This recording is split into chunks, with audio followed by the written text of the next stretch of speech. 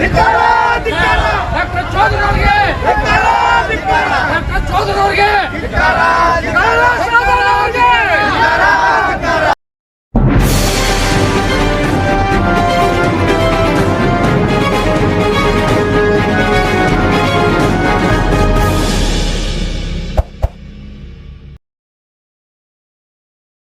ನಮಸ್ಕಾರ.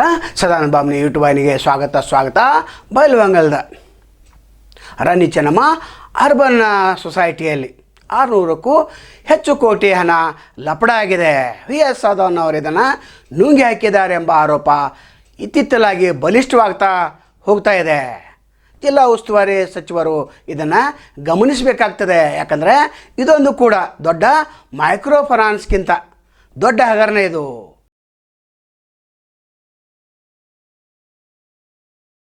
ಬಂಗಲ್ ಅರ್ಬನ್ ಬ್ಯಾಂಕದ ಬಗ್ಗೆ ಅಂದ್ರೆ ವಿ.ಎಸ್. ಸಾಧನ್ ಅವರ ಬಗ್ಗೆ ಸತೀಶ್ ಜಾರಕಿಹೊಳಿ ಮೌನ ವಹಿಸಬಾರ್ದು. ನೀವೇನಾದರೂ ಉತ್ತರ ಕೊಡಲೇಬೇಕು. ಯಾಕಂದ್ರೆ 600 ಕೋಟಿ ಲಪಡ ಇದು. ನೀವು ಮೌನ ವಹಿಸಿದರೆ ಇದು ನಿಮಗೆ ಶೋಭೆ ತರುವಂಥ ಸಂಗತಿ ಅಲ್ಲವೇ ಅಲ್ಲ. ಆನಂದ್ ಅಪ್ಪಗಳನ್ನ ಬಂಧನ ಆಯಿತು, ನಂತರ ಬಿ.ಆರ್. ಪಾಟೀಲ್ ಬಂಧನ ಆಯಿತು. ಆದರೆ ವಿ.ಎಸ್. ಸಾಧನ್ ಅವ್ರ ಬಂಧನ ಯಾಕಾಗ್ತಾ ಇಲ್ಲ ಅಂಥೇಳಿ ಗ್ರಾಹಕರು ಕೇಳ್ತಾ ಇದ್ದಾರೆ. ಇವರು ನಾನು ಫೆಡರೇಷನ್ನಲ್ಲಿ ಮೀಟಿಂಗ್ ಕರಿತೇನೆ ಅಂತೇಳಿ ಮತ್ತೆ ಸುಳ್ಳು ಹೇಳ್ತಾ ಇದ್ದಾರೆ. ಫೆಡರೇಷನ್ನಲ್ಲಿ ಮೀಟಿಂಗ್ ಕಳೆದರೂ ಕೂಡ ಅಲ್ಲಿ ಹೆಚ್ಚಾಗಿ ಕಳ್ಳರೇ ತುಂಬಿಕೊಂಡಿದ್ದಾರೆ. ರಾಜಕಾರಣಿಗಳ ಹಿಡಿತದಲ್ಲಿ ಫೆಡರೇಷನ್ ಇದೆ, ಸವಾರ ಸಹಕಾರಿಗಳ ಹಿಡಿತದಲ್ಲಿ ಫೆಡರೇಷನ್ ಇದೆ. ಯಾರು ದುಡ್ಡು ಕೊಟ್ಟಿರ್ತಾರೆ ಅಥವಾ ಯಾರು ಬಲಿಷ್ಠರಿರ್ತಾರೆ ಅವರ ಮೇಲೆ ಕಾನೂನು ಕ್ರಮ ಕೈಗೊಳ್ಳೋದೇ ಇಲ್ಲ.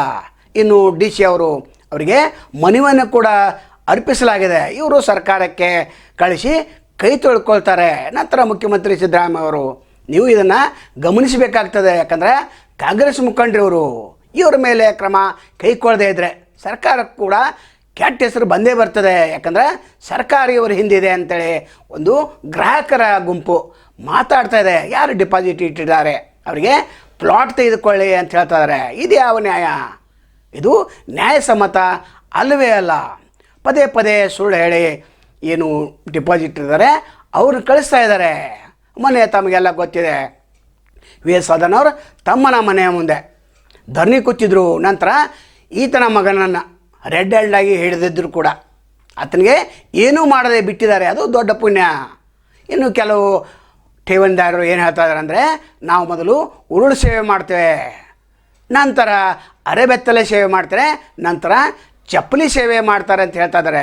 ಜಿಲ್ಲಾಡಳಿತ ಇದನ್ನು ಗಮನಿಸಬೇಕು. ಯಾಕಂದರೆ ಅನೇಕರು ಇಲ್ಲಿ ಅನೇಕ ವಿಷಯಗಳ ಬಗ್ಗೆ ಡಿಪಾಸಿಟ್ ಇಟ್ಟಿದ್ದಾರೆ, ಅನೇಕ ತೊಂದರೆಗಳನ್ನು ಈಗ ಎದುರಿಸ್ತಾ ಇದ್ದಾರೆ. ಹೀಗಾದರೆ ಜಿಲ್ಲಾಡಳಿತ ಮೌನ ವಹಿಸೋದು ಸರಿ ಅಲ್ಲವೇ ಅಲ್ಲ. ಇನ್ನು ಸೌಹಾರ್ದ ಸಹಕಾರಿ ನಡೆಸುವಂಥವರು ಕೂಡ ಇವರು ಕೂಡ 2 ನಂಬರ್ ದೊರೆಗಳೇ ಅಂತ ಹೇಳ್ಬೋದು.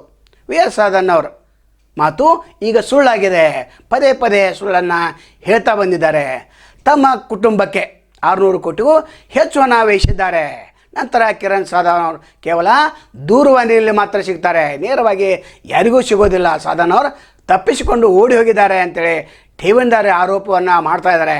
ಇವರು ಪ್ರತ್ಯಕ್ಷ ಆಗಬೇಕು. ನಂತರ ಸರ್ಕಾರಕ್ಕೆ ಇದನ್ನು ತಿಳಿಸಬೇಕಾಗ್ತದೆ. ಯಾಕಂದರೆ ಇವರು ನಾನೇನು ಕಳ್ಳಲ್ಲ ಅಂಥೇಳಿ ಹೇಳಬೇಕಾಗ್ತದೆ. ಇನ್ನು ಸತೀಶ್ ಜಾರಕಿಹೊಳಿ ಅವರು ಇವರು ಬೆಂಬಲಕ್ಕೆ ನಿಂತಿದ್ದಾರೆ ಅಂತ ಒಂದು ಆರೋಪ ಕೂಡ ಠೇವಣಿದಾರರು ಮಾಡ್ತಾ ಇದ್ದಾರೆ. ಉಸ್ತುವಾರಿ ಮಂತ್ರಿಗಳೇ, ಫೈನಾನ್ಸ್ ಮೇಲೆ ಯಾವ ರೀತಿ ಕ್ರಮ ಕೈಗೊಂಡ್ರಿ ಜಿಲ್ಲೆ ಜನರಿಗೆ ಗೊತ್ತಿದೆ. ಅದರ ಸಾಧನ್ ಅವ್ರ ಮೇಲೆ ಯಾಕೆ ನೀವು ಕ್ರಮ ಕೈಗೊಳ್ತಾ ಇಲ್ಲ ಅದನ್ನು ಠೇವಣಿದಾರರು ಕೇಳ್ಕೊತಾ ಇದ್ದಾರೆ. ನಂತರ ಈಚೆಗೆ ಜಿಲ್ಲಾಧಿಕಾರಿ ಕಚೇರಿ ಮುಂದೆ ಠೇವಣಿದಾರರು ಸಾಧನ್ ಅವರ ಬಗ್ಗೆ ಘೋಷಣೆಯನ್ನು ಕೂಗಿದ್ರು. ಆ ಘೋಷಣೆ ಹೇಗಿತ್ತು ಅನ್ನೋದನ್ನು ಕೇಳಿಸ್ಕೊಂಡು ಬರೋಣ.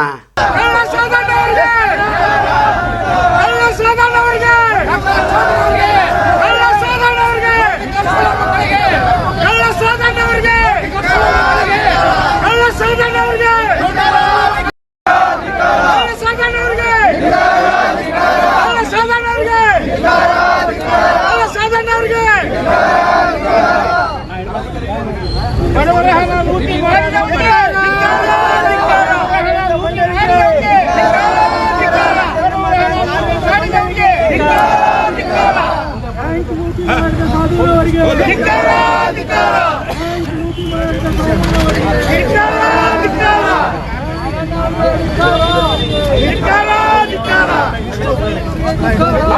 ಕೋಟಿ ಕೊಳ್ಳೆ ಹೊಡೆದ ಸಾಲದವರಿಗೆ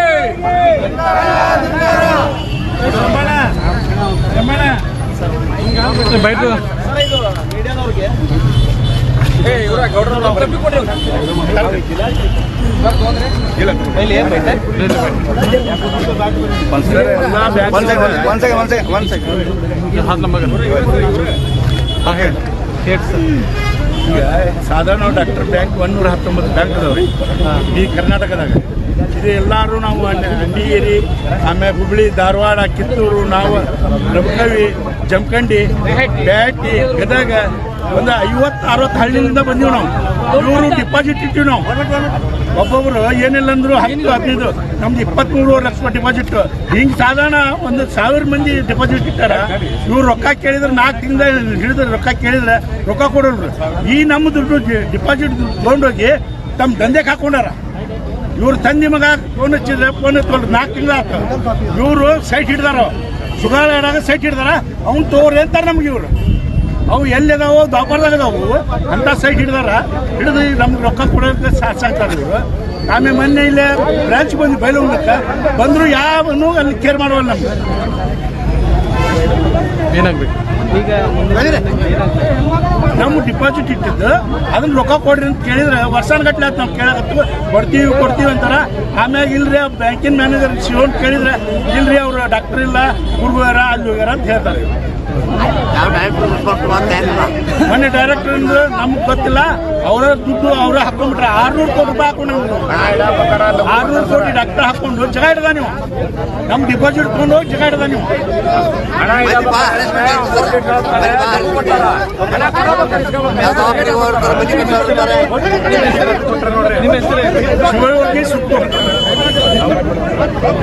ನಾಳೆ ಮತ್ತೆ ತಮ್ಮನ್ನು ಭೇಟಿ ಆಗ್ತೇವೆ.